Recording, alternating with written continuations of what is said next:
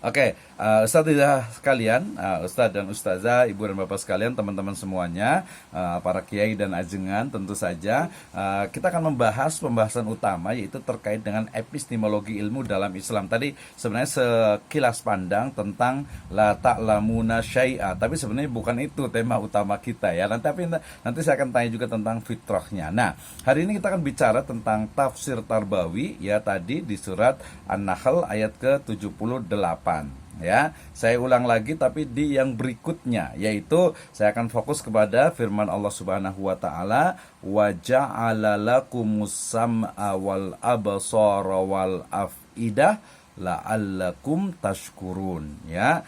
Dan dia Allah Subhanahu wa taala memberikan, ya, wa ja'ala lakum, kepada kalian, ya. Ini memberi kamu kalau terjemahannya, ya. Padahal kalau saya lebih senang ya wa ja'ala lakum, ya, kepada kalian, karena banyak, ya. Dia memberikan kalian, ya, sam'a, ya, atau sam'un, ya, as-sam'u, ya, pendengaran, kemudian wal absor atau al-basar gitu, ya, wal afidah. Ya, nah ini menarik, ya, la'allakum tashkurun. Ingat, dalam sebuah tafsir biasanya satu kalimat itu akan sangat-sangat mempengaruhi, ya. Makanya tadi ketika terjemahannya dia memberi kamu pendengaran, wa ja'ala lakumus sam'a, saya menerjemahkan dengan dan dia Allah Subhanahu wa taala telah menjadikan bagi kalian, ya, kata-katanya adalah kum, antum, kalian, as-sam'a, ya, pendengaran, as-sam'u, ya, berarti dia adalah satu. Kemudian wal absar, ya, dan juga dikatakan al-basar itu adalah singularnya atau mufradnya al-absar. Ini saya memahami sebagai sebuah jama', wal afidah, dan juga fuad, ya, la'allakum tashkurun. Jadi kita akan membedah terkait dengan sam', kemudian al-basar, al-absar di sini ayatnya, teksnya, kemudian afidah. Ujungnya nanti adalah la'allakum tashkurun dalam konteks epistemologi Islam. Baik, sebelum berbicara tentang itu, karena nanti dia masuknya ke dalam tafsir birra'yi atau tafsir ilmi, saya akan berbicara dulu, atau saya akan membaca beberapa tafsir terkait dengan hadis atau terkait dengan ayat ini, ya. Baik, ayat ini, ya, dalam ayat ke-78, ya, maaf, ini harusnya 79 yang sebelumnya itu, ya. Jadi korelasi ayatnya ketika saya berbicara tentang surat An-Nahl ayat ke-78 sejatinya tidak bisa lepas juga dari ayat sebelumnya dan juga ayat sesudahnya. Ini yang benar, yang di atas itu adalah ayat ke-77, ya. Jadi ketika kita membaca surat An-Nahl ayat ke-78, ya, mau tidak mau kita harus membaca dulu surat An-Nahl ayat ke-77-nya dan juga ke-79-nya, ya. Dalam An-Nahl ayat 77 dikatakan Allah Subhanahu wa taala berfirman, a'udzubillahi minasyaitonirrajim, walillahi ghaibus samawati wal ard wa ma amrus saati illa kalamhil basari aw huwa aqrab innallaha ala kulli syai'in qadir. Dan kepunyaan Allah lah segala apa yang tersembunyi di langit dan di bumi. Tidak ada kejadian kiamat itu melainkan seperti sekejap mata atau lebih cepat dari itu, ya. Jadi kalamhil basar, ya, bahkan wahu aqrab, ya, lebih cepat lagi dari kedipan mata. Oh, berarti mungkin sudah kecepatannya itu cahaya, ya. Innallaha ala kulli syai'in qadir. Sesungguhnya Allah Maha Kuasa atas segala sesuatu. Konteksnya Allah Subhanahu wa taala itu Maha Kuasa untuk menjadikan kiamat itu lebih cepat dari kerlipan mata, lebih cepat dari kejapan mata. Jadi ketika saya mengejap begini, kiamat itu lebih cepat dari itu, gitu, ya. Nah, konteksnya seperti apa? Nanti kita akan lihat. Tapi saya lebih memahami ayat ke-77 dari surat An-Nahl ini lebih berbicara tentang bagaimana Allah Subhanahu wa taala itu adalah dikatakan pemilik dari yang gaib, ya, yang tersembunyi di langit dan di bumi. Nah, ini menarik nih, ya, ketika kita bicara tentang dikatakan itu orang-orang yang beriman, alladzina amanu atau bil ghaib, alladzina amanu yu'minuna bil ghaib, ya, di Al-Baqarah, ya. A'udzubillahi minasyaitonirrajim. Bismillahirrahmanirrahim. Alif lam mim, dzalikal kitabu la raiba fi hudal lil muttaqin alladzina yu'minuna bil ghaib. Ya, alladzina yu'minuna bil ghaib, the big question, pertanyaan besarnya adalah alladzina yu'minuna bil ghaib sama-sama menggunakan kata-kata ghaib. Tetapi ayat ini adalah walillahi ghaibus samawati wal ard. Jadi sesuatu yang tersembunyi di langit dan di bumi. Ya, pertanyaan agak sedikit kritisnya, ghaib di sini apakah memang tidak bisa diketahui? Ya, seperti misalnya malaikat gitu ya. Ya cukup diimani gitu ya. Kemudian juga yaumul akhir, yaumul kiamah kan ya kita iman, kita yakin itu adalah yang ghaib dan pasti terjadi gitu. Tapi di sini ghaibus samawati wal ard ya. Jadi segala apa yang tersembunyi di langit dan di bumi. Wah, agak sedikit beda sih ya, tapi nggak apa-apa lah, kita bisa diskusi itu. Tapi saya lebih memahami tadi karena bil ilmi, saya lebih berbicara tentang sesuatu yang tersembunyi di langit dan di bumi ya. Bisa jadi itu adalah sesuatu yang mungkin bisa jadi itu akan bisa ditemukan ya, akan didapatkan sesuatu yang tersembunyi yang tidak kelihatan. Ya, contoh mungkin agak sedikit beda, tapi menurut saya tidak masalah ketika ternyata di langit terbaru sekarang ini, di ruang angkasa tepatnya, itu ditemukan galaksi ya terpaling jauh gitu ya. Galaksi paling jauh yang jaraknya itu ribuan ya tahun cahaya gitu ya. Itu adalah ghaibus samawat ya. Belum lagi nanti berbagai bintang ya. Bintang itu adalah benda-benda langit, kemudian meteor, asteroid dan lain sebagainya. Itu bisa dipahami sebagai sesuatu yang tersembunyi di langit ya. Sesuatu yang tersembunyi di bumi, wah banyak sekali ya. Banyak sekali terkait dengan misalnya jadi gini, saya memahami ghaib itu adalah sesuatu yang memang yang tidak kelihatan ya, tidak kelihatan dan bisa jadi itu akan kelihatan. Tapi apakah kita mau menerjemahkan yang di langit dan di bumi ini adalah para malaikat? Bisa saja ya, ghaibus samawati wal ard ya, hal-hal yang tersembunyi yang tidak kelihatan yang di langit dan juga di bumi ya, bisa juga. Tetapi saya memahami lebih luas lagi ya, mungkin wallahu a'lam ya, kalau salah tapi saya memahami lebih luas dari itu ya. Bahkan tadi bahwa ghaibus samawati wal ard ini sangat mungkin untuk kita pahami sebagai sesuatu ilmunya Allah Subhanahu wa Ta'ala. Jadi saya lebih melihat bahwa surat An-Nahl ayat ke-77 ini lebih berbicara tentang bagaimana, karena saya akan bicara tentang epistemologi Islam, bagaimana sebenarnya ilmunya Allah Subhanahu wa Ta'ala, bahwa semuanya ilmu, kekuasaan, kepemilikan itu sejatinya adalah datang dari Allah Subhanahu wa Ta'ala. Sehingga tadi dikatakan juga merujuk kepada kullukum dolun illa man, atau setiap kalian itu adalah sesat kecuali yang diberikan petunjuk oleh Allah Subhanahu wa Ta'ala ya. Dikatakan di situ kullukum dolun illa man hadaituhu ya, fastahduni ahdikum. Artinya bahwa ilmu semuanya jelas ya. Kita juga sepakat bahwasanya ilmu itu adalah milik Allah Subhanahu wa Ta'ala ya. Yaitu itu sebagai dasar gitu ya, sebagai dasar. Sehingga kemudian ketika bicara tentang ilmunya Allah Subhanahu wa Ta'ala yang meliputi semuanya dan pemilik mutlak itu adalah Allah Subhanahu wa Ta'ala, kemudian di surat ke-78-nya ya berbicara tentang manusia yang tidak bisa apa-apa ketika lahir kemudian dibekali. Ini yang paling penting.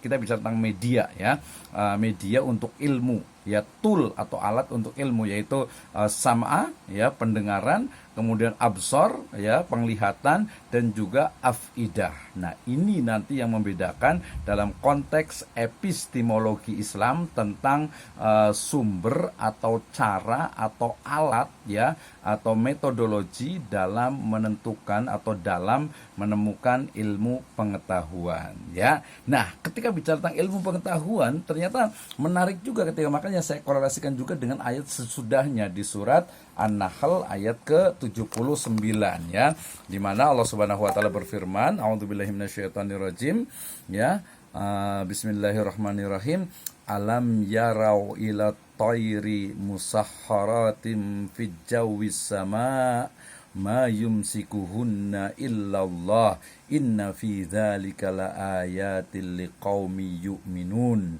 Alam yaro ila tayr ya, tidaklah mereka memperhatikan burung-burung. Tayr sebenarnya burung ya, tuyur itu baru burung-burung ya, musahharat ya, yang dimudahkan terbang di angkasa bebas, fi jawis sama ya di angkasa, di ya udara langit sana ya, mayumsikuhunna illallah ya. Tidak ada yang menahannya selain daripada Allah Subhanahu wa taala. Menahannya maksudnya menahan tidak jatuh, tidak terkena gaya gravitasi.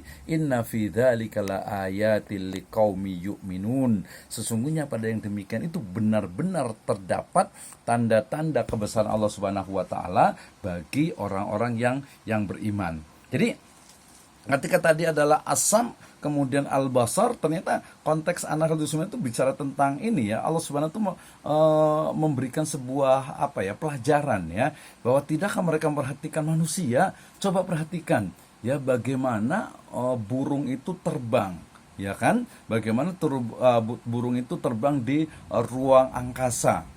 Ya, nah kemudian mayumsikuhunna illallah. Ini dalam konteks tentu saja adalah keimanan. Sebenarnya nanti ayat ini An-Nahl 9 itu sebenarnya juga bisa dijelaskan kembali ya oleh hadis riwayat dari Nabi SAW terkait dengan para sahabat yang menyebutkan bahwasanya dikatakan tidaklah ya at-tayr yaturu bi janahaihi illa fi ilmi ya. Tidaklah ya burung yang terbang di ruang di angkasa pokoknya di udara lah ya, kecuali telah diberikan kita itu ya, para sahabat itu telah diberikan ilmunya, karena ilmunya adalah mayumsikuhunna illallah ya. Tetapi kemudian dalam konteks ini saya ingin juga membawa kepada bagaimana absor tadi ya, penglihatan ya. Sebenarnya saya juga bicara nanti lebih luas lagi, kita leverage lagi menjadi panca indera. Ya, kita akan menemukan bagaimana ayat An-Nahl 79 itu sebenarnya berbicara tentang yarau. Yarau itu dengan absor sebenarnya agak sedikit berbeda ya. Kalau absor itu biasa apalagi nadhara gitu ya. Kalau ro'a yarau itu sebenarnya lebih ke memang matanya itu adalah fisik gitu ya. Ini yang saya pahami. Nanti kalau salah mohon diperbaiki ya untuk ustaz dan ustazah semuanya. Jadi kalau yarau itu lebih kepada memang melihat langsung gitu ya. Sehingga kemudian ayat ini berarti mengoptimalkan panca indera kita, khususnya ya terkait dengan mata kita ya, untuk melihat bagaimana kekuasaan Allah Subhanahu wa taala. Nah, ketika wallahu alam bisawab, ketika misalnya tafsir-tafsir klasik yang bukan bil ilmi selalunya ya berbicara ya udah berarti burung itu terbang itu adalah kekuasaan dari Allah Subhanahu wa taala. Halas gitu ya, finish ya. Nah, tetapi kemudian kalau dalam konteks ilmu seharusnya kita bisa pahami lebih luas lagi ya, bahwasanya ketika Allah Subhanahu wa taala diperintahkan untuk ketika Allah Subhanahu wa taala memerintahkan ya manusia untuk melihat, untuk memerhatikan ya burung yang terbang di angkasa itu, sejatinya harusnya memperhatikan ya bagaimana bukan hanya konteks kekuasaan Allah Subhanahu wa taala itu jelas, itu pasti itu nomor satu, tapi kemudian kita bisa kembangkan lagi dalam konteks tentu saja dengan teknologi ya. Ada dua di sini. Pertama adalah optimalisasi panca indera sebagai tool, sebagai media sarana untuk mendapatkan ilmu pengetahuan ya. Kemudian nanti yang kedua itu adalah dalam konteks mungkin ya bisa jadi kita menyebutnya dengan teknologi teknologi dirgantara atau gitu ya, teknologi terkait dengan dunia penerbangan, termasuk mungkin aerospace ya, aerodinamika dan sebagainya gitu ya. Nah, ini menjadi hal yang menarik gitu ya. Nah, kemudian ya ini korelasi antara An-Nahl 77, 78 yang kita bahas dan juga 79. Jadi ayat 77 berbicara tentang keilmuan Allah Subhanahu wa taala, atau artinya ilmu yang sejatinya itu adalah milik Allah Subhanahu wa taala gitu ya. Walaupun di situ berbicara juga tentang ilmunya Allah Subhanahu wa taala itu mengetahui yang gaib. Gaib itu dalam artinya memang betul-betul gaib yang tidak bisa dicerna oleh panca indera ya, itu hanya dengan iman gitu ya. Tetapi ada juga gaib yang sifatnya itu memang tidak kelihatan, makanya disebut dengan misalnya alam rahim ya. Alam rahim itu kan juga gaib, nggak kelihatan gitu ya, tidak kelihatan. Jadi sesuatu yang tidak kelihatan saya pahami memiliki dua makna ya. Makna pertama, gaib itu adalah memang tidak bisa sama sekali gitu ya, tetapi ada juga gaib yang mungkin ya bisa juga dieksplorasi oleh panca indera manusia. Ya misalnya jelas ya ketika seseorang tuh mungkin melihat jin gitu ya, syaiton gitu ya, atau mungkin orang Indonesia menyebutnya hantu misalnya, itu kan memang kelihatan gitu ya. Nah tapi sebenarnya dia kan nggak kelihatan ya, nggak tidak kelihatan karena mereka mengetahui, mereka melihat kita, tapi kita tidak bisa melihat mereka. Itu gaib jelas. Tapi ada sesuatu yang gaib yang sifatnya itu tertutupi atau mungkin bukan disembunyikan, tapi memang dia itu tidak nampak dan akan nampak ketika dia itu mungkin menggunakan ilmu pengetahuan atau juga mungkin dengan cara-cara tertentu ya, yang tentu saja tadi yang rasional. Oke. Nah, kemudian ya sementara di An-Nahl 79-nya tadi, kalau 778 itu berbicara tentang bekalnya ya. Sama, kemudian absar, kemudian afidah. Kalau ngomongin tentang afidah, menurut saya ini menarik sekali nih ya, kita explore lagi, kita lihat nanti. Nah, An-Nahl itu sebenarnya itu lebih saya memahami sebagai optimalisasi ya, dalam hal ini adalah penglihatan, dalam konteks luas adalah panca indera untuk melihat bagaimana kuasa Allah Subhanahu wa taala, dan juga tentu saja bagaimana teknologi itu bisa dikembangkan dari penglihatan itu sendiri. Jadi bukan hanya ngeliatin udah gitu ya, udah yakin udah gitu. Menurut saya tidak hanya seperti itu gitu ya. Oke. Nah, kemudian yang menarik juga, kita sudah sering hafal nih ya, surat Al-Mulk ayat ke-23. Allah Subhanahu wa taala berfirman, A'udzubillahi minasyaitonirrajim. Bismillahirrahmanirrahim. Qul huwallazi ansha'akum wa ja'ala lakumus sam'a wal absar wal afidah qalilan ma tashkurun. Katakanlah, dialah Allah Subhanahu wa taala yang menciptakan kamu, ansya'akum ya, sebenarnya menciptakan kum ya, kalian. Ini terjemahannya memang seperti itu, biasa mungkin untuk mudah ya, karena memang dia terjemahan. Wa ja'ala lakumus sam, dan menjadikan lakum untuk kalian asam ya, pendengaran, wal absor, dan juga penglihatan ya, di sini absor ya, kemudian wal afidah. Kata-katanya sama, kemudian absor, kemudian juga afidah ya. La'allakum tashkurun tadi yang sebelumnya, kalau di sini qalilam ma tashkurun ya. Menurut saya ini korelasinya itu sangat kuat sekali hubungannya ya, di mana satu sisi tadi optimalisasi penglihatan, mulai dari optimalisasi pendengaran, kemudian penglihatan, dan juga afidah ya, hati gitu ya.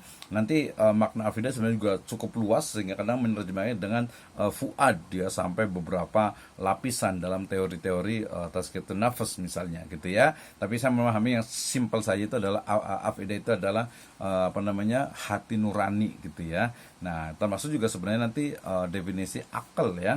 Akal itu yang ada dalam afidah atau seperti apa, nanti saya mau tanya nih ke Ustadz yang keilmuannya cukup mendalam tentang ini gitu ya.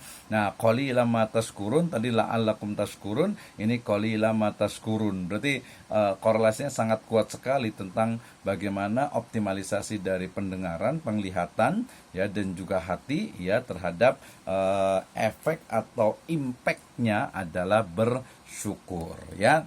Nah, kemudian saya ambil ini juga dari beberapa. Sebenarnya saya ingin fokus kepada tadi yang waja'ala lakumus sam'a wal absara wal afidah. Itu saya mau fokusnya di situ ya. Jadi di tadi An-Nahl 78, kemudian juga Al-Mulk ayat 23, ini bicara tentang ini, waja'ala lakumus sam'a wal absara wal afidah. Itu saya pengen fokus di sana sebenarnya gitu. Jadi saya mau akan fokuskan kepada tafsir yang berbicara tentang itu. Kita lihat, jadi yang tadi yang di awalnya itu kita tidak terlalu bahas banyak karena fokus kepada maudhu